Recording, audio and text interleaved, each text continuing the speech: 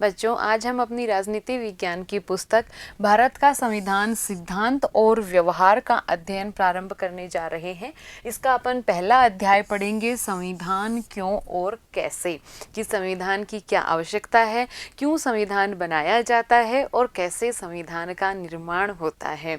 तो चलिए आज अपन लेते हैं संविधान का प्रारंभ से परिचय, कि क्या है संविधान, कैसे है संविधान और क्यों है संविधान।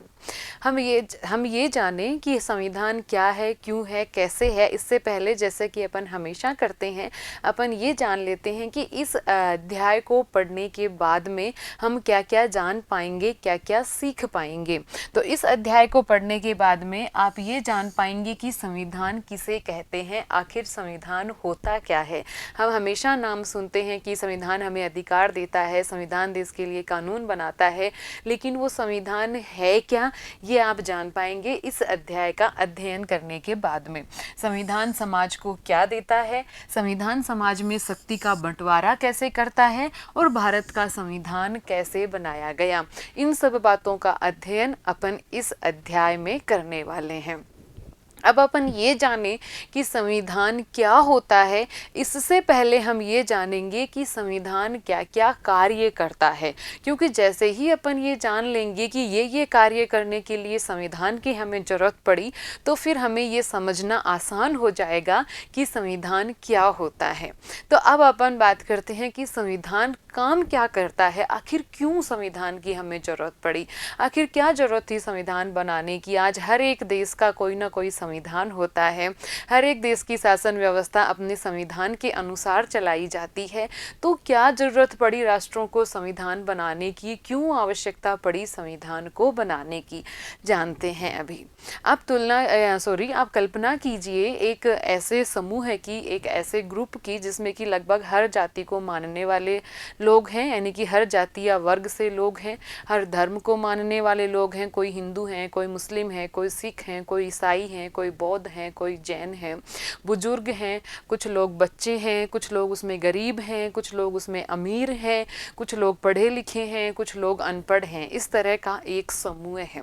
तो सीधी सी बात है कि उस समूह के लोगों के विचारों में भी भिन्नता होगी, मतों में भी भिन्नता होगी और सामान्य से मुद्दों पर भिन्नता होगी। जैसे कि बच्चों को पढ़ाने के लिए स्कूल खोलने चाहिए या नहीं खोलने चाहिए, बच्चों के अध्ययन की जो व्यवस्था है वो घरों में ही होनी चाहिए, या फिर जो आज के ज़माने के स्कूल हैं वैसे स्कूल खुलने चाहिए, या फिर जो प्राचीन भारत में हमारे गुरुकुल शिक्षा प्रणाली थी वैसे स्कूल खुलने चाहिए। ये भी हो सकता है कि समूह की सुरक्षा के लिए क्या किया जाए, कितना धन खर्च किया जाए, किस तरह की व्यवस्था की जाए।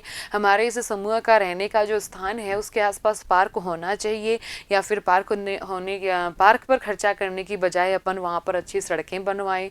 तो इन सारे प्रश्नों के ऊपर सभी लोगों के मत भिन्न भिन्न हो सकते हैं और निसंदेह होंगे ही, क्योंकि सभी लोग अलग अलग विचार रखते हैं। सब में एक मत भिन्नता पाई जाएगी, आपस में मतभेद भी होंगे, आपस में असहमतियां भी होंगी। तो फिर ऐसा क्या कारण है कि वो समूह एक साथ रहे, ऐसी कौन सी चीज है जो उस समूह को एक साथ रहने के लिए प्रतिबद्ध करे। तो वो समूह मूल रूप से कुछ सिद्धांतों का, कुछ नियमों का पालन करता है, इस वजह से वो एक साथ रह पाता है। अगर वो मूल नियम, अगर वो मूल सिद्धांत ना हो तो अराजकता फैल जाएगी समूह में और आपस में लड़ाई झगड़े हो जाएंगे, मारकाट मच जाएगी।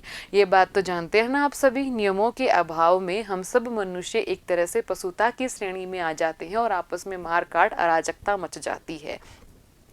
अब नियमों का पालन करना है। कौन से नियम? ऐसे नियम जिस पर सभी में आम सहमति है, लगभग अधिकतम लोग उन नियमों पर सहमत हैं। वो उन नियमों का पालन जब करेंगे तब वो समूह एक साथ आराम से रह पाएगा। लेकिन क्यों किया जाए नियमों का पालन? ऐसी कौन सी बात है जो उन नियमों का पालन करने के लिए उनको प्रतिबद्ध करे? मान लीजिए नियम तो बना लिए, सबकी सहमति भी हो गई, अब उनको पालन कैसे करवाया जाए? तो कोई भी व्यक्ति तब तक नियमों का पालन नहीं करेगा जब तक उसको ये विश्वास न हो जाए कि इस समूह में रहने वाला प्रत्येक व्यक्ति उन नियमों का पालन करेगा। यानी कि कोई नियम बनाए, मान लीजिए आपकी क्लास के लिए कोई रूल बनाए गए हैं और आप देखते हो कि सिर्फ मैं ही अकेला उन नियमों का पालन कर रहा हूँ, बाकी कोई नहीं कर रहा, तो अगले दिन से आप भी नहीं करोगे। तो कोई भी नियम तब नियम होता है जब उसका पालन सभी लोगों के द्वारा किया जाता है, इसलिए की जाती है दंड की व्यवस्था, न्यायालय की व्यवस्था, कि यदि कोई नियमों का पालन नहीं करेगा तो न्यायालय उससे उन नियमों का पालन करवाएगा। तो इस विश्वास के आधार पर कि सभी लोग नियमों का पालन करेंगे, वो लोग उन नियमों को मानते हैं और उनका पालन करते हैं। तो ये है संविधान का पहला काम। क्या है संविधान का पहला काम? कि बुनियादी नियमों का ऐसा समूह है उपलब्ध करवाए जिससे सदस्यों में एक न्यूनतम समन्वय और विश्वास बना रहे। यानी कि संविधान वो बुनियादी नियम हमें उपलब्ध करवाता है जिनका पालन करके हम एक समूह के भिन्न भिन्न विचारों वाले, भिन्न भिन्न मतों वाले लोग आपस में एक साथ आराम से रह पाते हैं। अब चलते हैं अपन दूसरे काम की ओर कि दूसरा काम क्या है संविधान का। हम सभी जानते हैं कि हमारे ऊपर जो शासन कार्य का काम है वो सरकार करती है।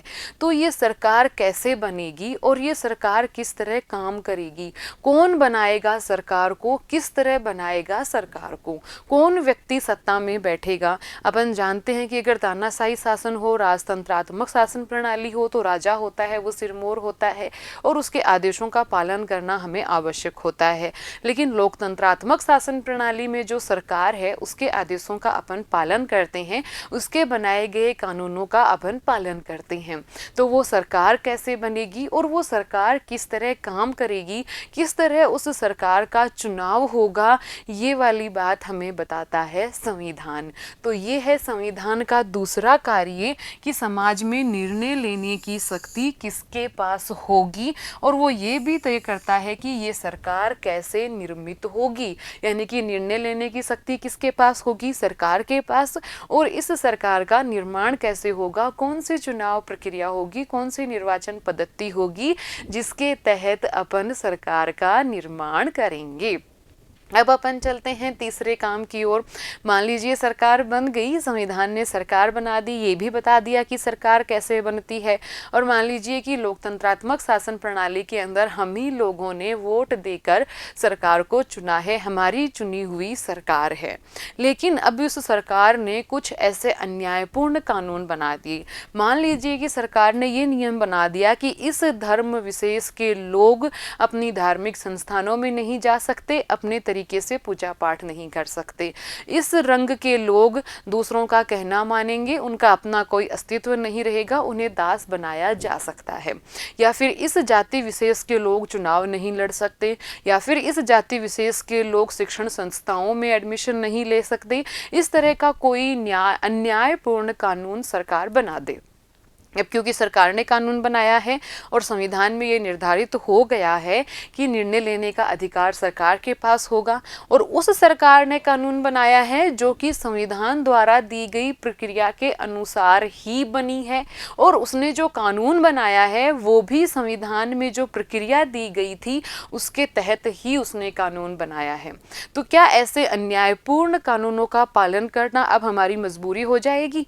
क्या अब हमें उन कानूनों का पालन करना होगा? नहीं करना होगा। इस बात का भी निर्धारण संविधान करता है।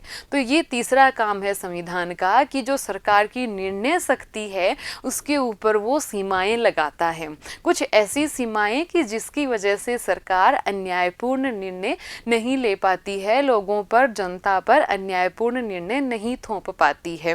देख लेते हैं अपन। तीसरा काम है कि वह सरकार द्वारा अपने नागरिकों पर लागू किए जाने वाले कानूनों पर कुछ सीमाएं लगाता है संविधान। यानी कि नागरिकों पर सरकार किस किस तरह के कानून ला सकती है, इस बात का भी निर्धारण संविधान करता है। संविधान इस बात का पूरा अपन कहें कि ध्यान रखता है कि विशेष प्रक्रिया द्वारा बनी गई जो सरकार है जिसने कि उस प्रक्रिया का पालन किया है वो भी नागरिकों पर अन्यायपूर्ण कानून ना थोप सके। ये सीमाएं इस रूप में मौलिक होती हैं और सरकार कभी भी उनका उल्लंघन नहीं कर सकती।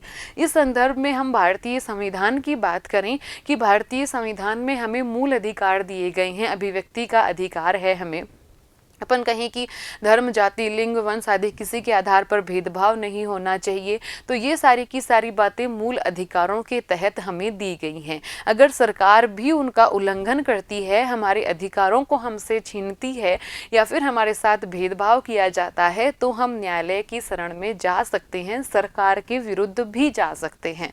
तो प्रत्येक देश का संविधान इसी तरह से अपने नागरिकों को कुछ कुछ ऐसे मूल अधिकार देता है जिसकी वजह से सरकार की जो निर्णय प्रक्रिया है उस पर कुछ सीमाएं लग जाती हैं। तो ये तो लगा दी हमने सरकार पर सीमाएं, लेकिन अब सरकार को कुछ विशेष कार्य भी करने होते हैं, जैसे कि उसको असमानता को दूर करना है, जैसे कि उसको समाज में व्याप्त अशिक्षा को दूर करना है। बहुत सारे ऐसे काम अब सरकार को करने हैं। तो सीमाओं में बंधी हुई सरकार कैसे काम कर पाएगी? तो वही संविधान जिसने सरकार पर एक जगह सीमाएं लगाई हैं, वही संविधान सरकार को ऐसी शक्ति और अधिकार भी प्रदान करता है कि वो सरकार नागरिकों की महत्वाकांक्षाओं को पूरा कर सके, समाज में फैली कुरीतियों, कुप्रथाओं, असमानताओं को दूर कर सके। तो ये चौथा कार्य है संविधान का कि वो सरकार को ऐसी क्षमता प्रदान करता है जिससे वो जनता की आकांक्षाओं को पूरा कर सके और एक न्यायपूर्ण समाज की स्थापना के लिए उचित परिस्थितियों का निर्माण कर सके। तो इसलिए हमें जरूरत पड़ी संविधान की। पहली बात तो कि नियम कौन से होंगे एक समूह में रहने के लिए और हम उनका पालन क्यों करेंगे। तो नियम क्या होंगे ये हमें संविधान बता देता है, उनका पालन हम क्यों करेंगे, क्योंकि सभी को उनका पालन करना है। तो ये विश्वास वो हमें दिला देता है। दूसरा काम, संविधान इस बात का निर्णय करता है कि जो निर्णय का उस समूह के अंदर निर्णय लेने का अधिकार किसके पास होगा, सरकार के पास होगा। उस सरकार का निर्माण कैसे होगा। तीसरा ये काम है कि अगर मान लीजिए वो सरकार कभी अन्यायपूर्ण कदम उठाने लगे, अन्यायपूर्ण कानून लगाने लगे, तो फिर उसके ऊपर किस तरह की सीमाएं होंगी। और चौथा काम, उस सरकार के पास इतनी शक्ति, इतनी क्षमता तो होनी ही चाहिए कि जो हमारा समाज है उसकी महत्वाकांक्षाएं हैं, उसकी इच्छाएं हैं, वहाँ फैली कुरीतियां हैं, कुप्रथाएं हैं, असमानताएं हैं, भेदभाव हैं, उनको वो सरकार हटा सके, उस क्षेत्र में वो काम कर सके। तो ये हो गए संविधान के कार्य। अब है क्या संविधान? हर एक देश का अपना संविधान होता है, एक दस्तावेज के रूप में होता है। ये एक बहुत बड़ा दस्तावेज होता है जिसको हम संविधान कह देते हैं, क्योंकि इस तरह के जो निर्णय अभी अपन ने पढ़े थे ये सारे के सारे लिखित रूप में होते हैं। कुछ देशों के अलिखित रूप में भी हैं, जैसे कि अपन ब्रिटेन की बात करें तो वहाँ पर कोई एक संविधान नहीं है, जबकि वहाँ पर एक दस्तावेजों का पुंज है जो निर्णय समय समय पर लिए गए, जो न्यायालय द्वारा निर्णय दिए गए, उन सभी दस्तावेजों का एक संग्रह है, एक पुंज वहाँ संविधान के रूप में है। तो संविधान हमें एक बुनियादी पहचान देता है। हमारा देश किस तरह की शासन प्रणाली यहाँ अपनाई जाएगी, हमारे देश में किस तरह से चुनाव प्रक्रिया होगी, हमारे देश में किस तरह से सरकार बनेगी, हमारे देश में राज्यों में किस तरह से सरकारें बनेंगी, और हमारे देश की कानून प्रक्रिया, शासन की प्रक्रिया किस तरह से चलेगी, हमारे देश के नागरिकों को कौन कौन से अधिकार मिलेंगे, कौन कौन से सीमाएं सरकार के ऊपर लगाई जाएंगी और कौन कौन से कार्य सरकार को करने हैं समाज की महत्वाकांक्षा को पूरा करने के लिए। ये सारी की सारी बातें, इन सारी बातों का निर्धारण हमारा संविधान करता है, वो एक दस्तावेज करता है। तो फिर किसे कहेंगे अपन संविधान? अपन कहेंगे कि एक दस्तावेज और दस्तावेजों का पुंज। संविधान वह दस्तावेज है या फिर दस्तावेजों का पुंज है जो उन कार्यों को अंजाम देता है जिनके बारे में अभी अभी अपन ने पढ़ा। अभी अपन ने 4 कार्य पढ़े थे संविधान के, तो वो एक दस्तावेज या दस्तावेजों का पुंज जो कि उन कार्यों को करता है, उन कार्यों को अंजाम देता है, संविधान कहलाता है। और हर एक देश का संविधान उस राष्ट्र की बुनियादी पहचान होता है। हमारा संविधान हमारी पहचान है जो एक तरह से निर्धारण करता है हमारी संपूर्ण शासन प्रक्रिया का, हमारी संपूर्ण शासन प्रणाली का। अब ये संविधान प्रचलन में कैसे आए? क्या हो ऐसा कि उस संविधान को सभी लोग स्वीकार करें, अंतर्मन से उसको मानें और फिर उसका पालन करें? देखिए, सिर्फ एक दस्तावेज अगर अपन संविधान कहते हैं तो क्या ज़रूरी है कि सभी लोग उसको मानेंगे, सभी लोग उससे सहमत होंगे? तो संविधान को प्रचलन में लाने के लिए उसको वैधता मिलनी आवश्यक है। वैधता यानी कि लोगों की सहमति, लोगों का उस पर विश्वास। जितना संविधान अपने लोगों का विश्वास जीतेगा उतना ही वो अधिक प्रचलन में रहेगा, उतना ही वो एक दीर्घायु, एक मजबूत, एक सुदृढ़ संविधान बनेगा। तो जानते हैं अपन कि कई संविधान इसलिए निष्प्रभावी हो जाते हैं क्योंकि वो सैनिक शासकों और अलोकप्रिय नेताओं द्वारा बनाए जाते हैं। जो भी सैनिक शासक हैं, अलोकप्रिय नेता हैं, वो भी संविधान का निर्माण कर देते हैं ताकि वो अपनी सत्ता की वैधता को साबित कर सकें। लेकिन वो संविधान ज़्यादा समय तक नहीं चल पाते, वो निष्प्रभावी हो जाते हैं। क्यों हो जाते हैं वो?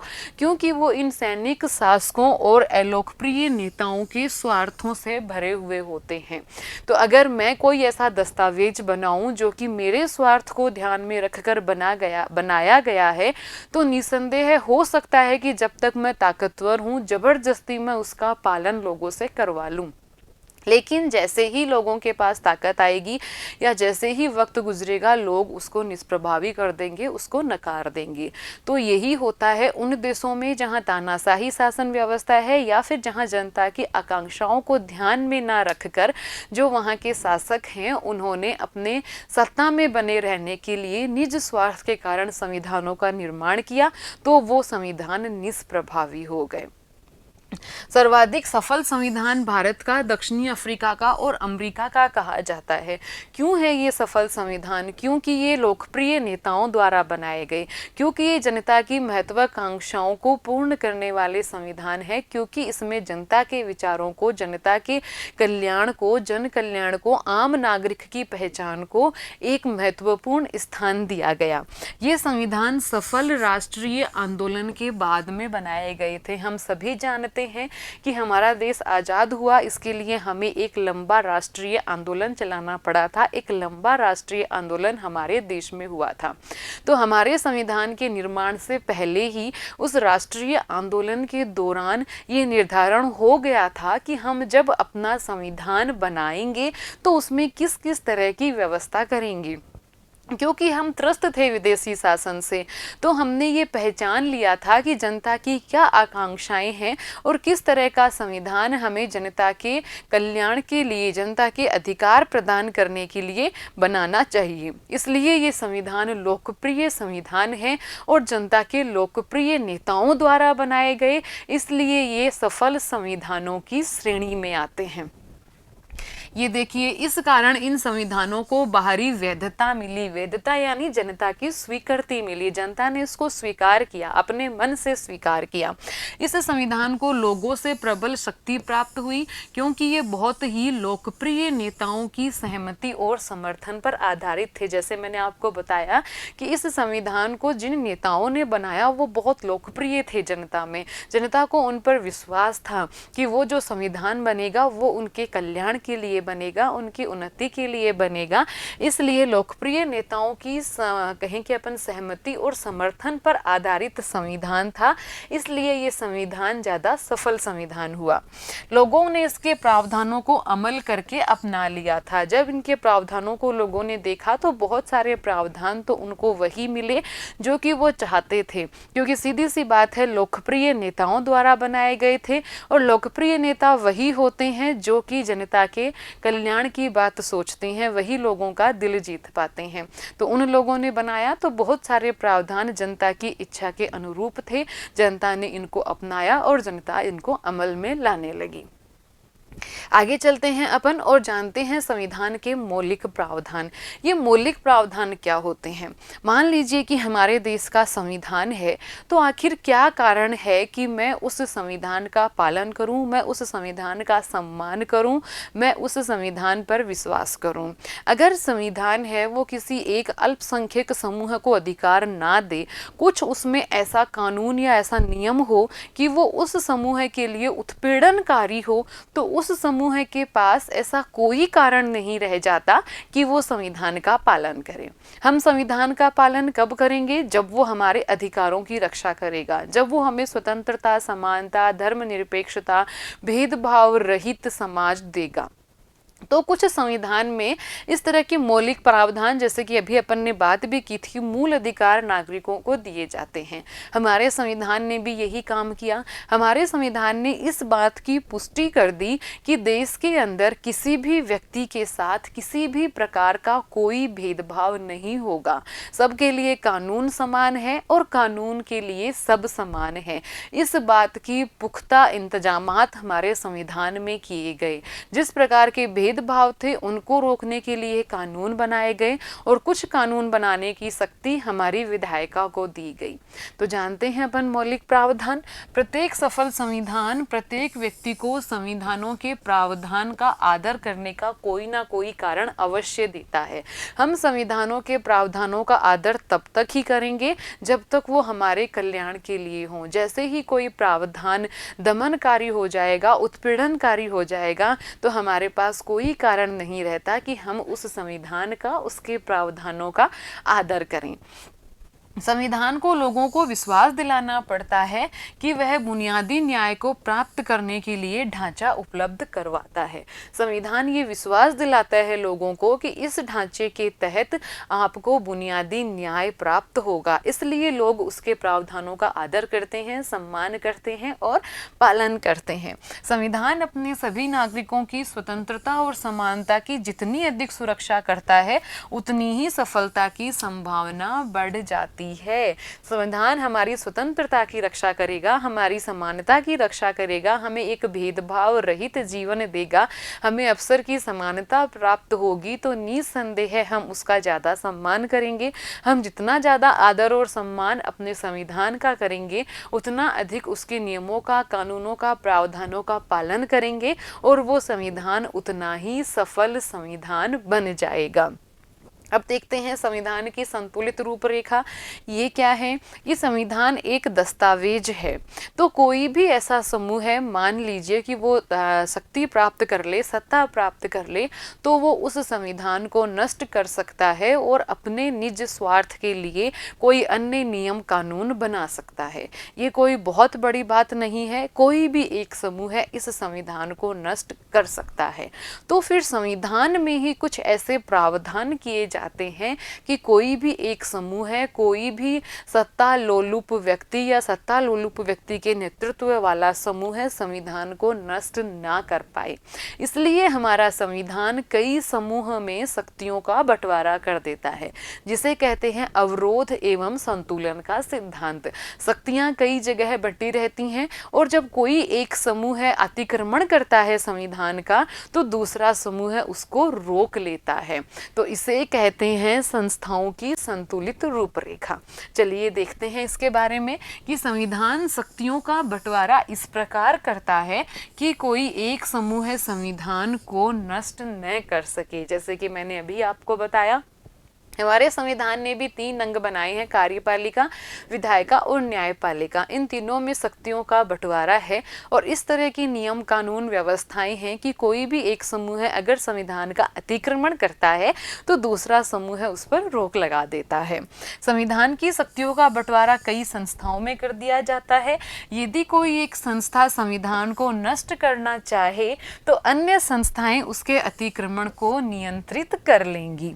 संविधान में कठोर और लचीलेपन का मिश्रण संविधान को दीर्घायु बनाता है। कठोर और लचीलेपन का मिश्रण। अब सबसे पहले बात करते हैं अपन लचीलेपन की। तो संविधान तो बना था आज से 50-60 साल पहले। अब वक्त बदल गया, परिस्थितियां बदल गई, तो क्या संविधान इतना कठोर हो कि उसमें कोई परिवर्तन ही ना हो? अगर संविधान इतना कठोर रह जाएगा कि उसमें परिवर्तन की गुंजाइश ही नहीं है, तो फिर वो परिस्थितियों के थपेड़ों से टूट जाएगा, बिखर जाएगा, नष्ट हो जाएगा, प्रासंगिक नहीं रह पाएगा। और जिस संविधान के प्रावधान प्रासंगिक नहीं होते, फिर धीरे धीरे उनको मानने का, उनके प्रति आदर सम्मान रखने का भी बहुत विशेष कारण नहीं रह जाता। इसलिए संविधान में लचीलापन होना चाहिए ताकि वो बदलते वक्त के अनुसार, बदलती परिस्थितियों के अनुसार अपनी प्रासंगिकता को बनाए रखने के लिए उसमें उचित बदलाव किए जा सकें। बात करते हैं अपन अब कठोरता की, तो संविधान में इतना अधिक लचीलापन होना कि वो कभी भी बदल जाए, कभी भी उसमें बदलाव कर दिया जाए, यानी कि कोई भी सरकार सत्ता में आए और संविधान के प्रावधानों में बदलाव कर दे, तो इतना लचीलापन जनता को स्वतंत्रता की सुरक्षा की गारंटी नहीं दे सकता, क्योंकि फिर कोई भी सत्तालोलुप व्यक्ति आकर संविधान के प्रावधानों में बदलाव करके जनता के अधिकारों में, जनता की समानता, स्वतंत्रता और सुरक्षा में कमी कर सकता है। तो ये दोनों ही बातें संविधान में होनी चाहिए कि परिस्थितियों की मांग के अनुसार बदलाव और इतनी मजबूती, इतनी कठोरता कि वो जनता को सुरक्षा दे सके, जनता को अधिकार दे सके, जनता को उसकी पहचान हमेशा दे सके। तो जिस संविधान में इस कठोरता और लचीलेपन का मिश्रण होता है वो संविधान दीर्घायु होता है। तो क्या जाना आज हमने कि संविधान क्यों बनाते हैं हम, क्यों आवश्यकता पड़ती है संविधान की, और फिर क्या होता है संविधान, और संविधान बनने के बाद में उसके दीर्घायु बने रहने के लिए, उसके मजबूत बने रहने के लिए क्या क्या प्रावधान इसमें किए जाते हैं। देख लेते हैं कुछ क्वेश्चंस। संविधान क्या है, इसके क्या क्या कार्य होते हैं। बहुत आसानी से और बहुत अच्छा सा जवाब आप इसका लिख सकते हैं कि संविधान क्या है और क्या क्या कार्य इसके होते हैं। किसी देश के संविधान में शक्तियों और जिम्मेदारियों का साफ साफ निर्धारण क्यों जरूरी है, क्यों ये बताना जरूरी है कि भाई आपकी क्या जिम्मेदारी है, आपकी क्या शक्तियां हैं। अगर ऐसा नहीं किया जाएगा संविधान के अंतर्गत तो फिर व्यवस्था में किस तरह का बदलाव आ सकता है, किस तरह की कमी आ सकती है, किस तरह की परेशानियां आ सकती हैं। शासकों की सीमा का निर्धारण करना संविधान के लिए क्यों जरूरी है, क्यों ये आवश्यक है कि संविधान इस बात का निर्धारण करे कि शासकों की सीमा कहाँ पर है। इससे आगे अब उनको जनता के अधिकारों में सेंध लगाने की शक्ति नहीं है। ये क्यों जरूरी है, संविधान क्यों करता है इस बात का निर्धारण। धन्यवाद।